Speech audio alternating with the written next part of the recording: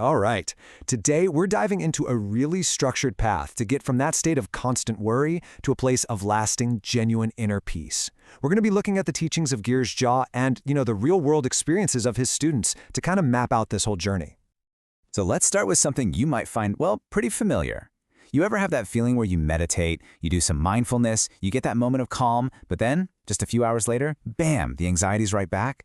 It's like peace is this vacation spot you visit, but you can never actually move in. And this quote, man, it just hits the nail on the head. It really gets to the core of the problem. That feeling of peace just being a temporary getaway, well, that points to a much deeper issue. It's the huge difference between being a tourist who's just, passing through, and a pilgrim who is on a dedicated journey to find a new home. So why does this happen? Seriously, why does anxiety always seem to find its way back home? Well, it all starts with our mind's default setting. I'm talking about the very first thoughts that pop into your head the second you wake up. And here it is, the root of the whole issue, the default mind. You can think of it like the startup program on a computer. Before you're even fully awake, before you've even had your coffee, your brain has already loaded up the Anxiety 2.0 software, pulling you right back into those old, familiar patterns of worry and conflict. And this leads us to a really key distinction. Are you a weekend yogi or are you a full-time pilgrim? See, the weekend yogi is basically a full-time warrior against their own mind, and peace is just a short vacation.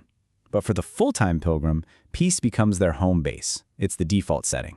And that's what builds real, lasting resilience to whatever life throws at you. So, how do we make that jump from being a tourist to becoming a pilgrim? Well, the solution here isn't just another relaxation app or a new technique. It's about a fundamental shift in your baseline knowledge. It's like changing your mind's entire operating system, not just closing a few annoying pop-up ads. And this is what's called the cognitive reset. It's like rebooting your mental hard drive. It's this deep, fundamental shift where you stop chasing happiness from things on the outside and you start expressing the peace that was actually inside you all along. And that's what makes it so different. It's not about managing anxiety. It's about changing the very conditions that let it grow in the first place. I mean, just think about what that would actually feel like. Imagine waking up and your first thought isn't about that stressful email or your to-do list or some argument from yesterday, but it's just a natural state of calm. That is the tangible, real-world goal of this cognitive reset. Okay, but a journey like this, it needs a very specific kind of fuel. What kind of motivation does it actually take to fundamentally change your mind's default program? The answer? Well, it might surprise you. Real, lasting progress comes from something called a calm, burning desire. Now, this isn't some fleeting excitement or, spiritual hype. It's a steady, quiet, but uncompromising fire inside you. A deep longing for freedom that only really starts when you finally realize that lasting happiness just can't be found out there. This brings us to this fascinating idea of the mind's business model. See, most of us, we operate on a pleasure-first model. We think, okay, I'll focus on my inner work right after I get that promotion, or find the right partner. But that just traps us in a cycle of craving and fear. The pilgrim's path completely flips that. It's awakening first. And that simple shift in priority, that's what leads to real freedom.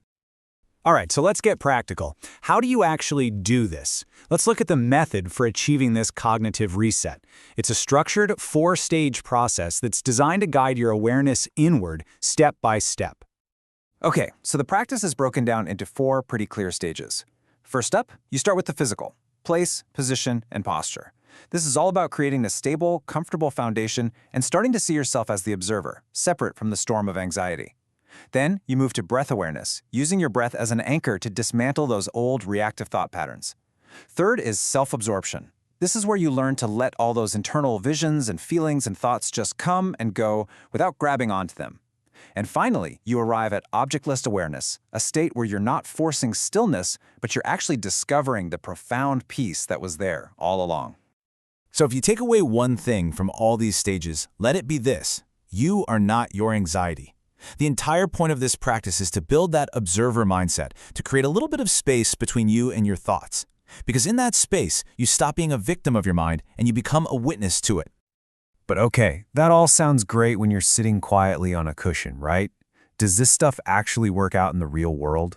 Let's see how this whole practice translates into everyday life, straight from the people who've done it. Now here's a wild metric. The simple act of awareness, just noticing, oh, I'm feeling really attached to this outcome, or wow, I'm really trying to avoid this situation. That simple recognition can instantly dissolve half of the problem's power over you.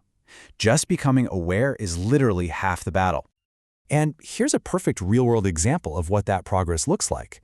Christina shares that, yeah, she still had a moment of intense anxiety, but the difference was that its grip wasn't as tight, and it didn't last nearly as long. See, the practice doesn't promise to eliminate life's challenges, but it absolutely changes how you navigate them. And this is where it gets really interesting, because an internal shift can have this incredible external ripple effect.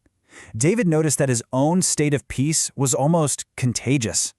When you stop trying to get peace from other people and you start expressing it, you actually change the entire atmosphere around you. So, to wrap this all up, let's just sit with this really powerful metaphor from one of the participants. She watched a peacock viciously attacking its own reflection in a car bumper, completely deluded into thinking it was fighting a rival. And that leaves us with one last big question. When we're lost in our own anxiety and our own internal conflicts, who or what are we really fighting?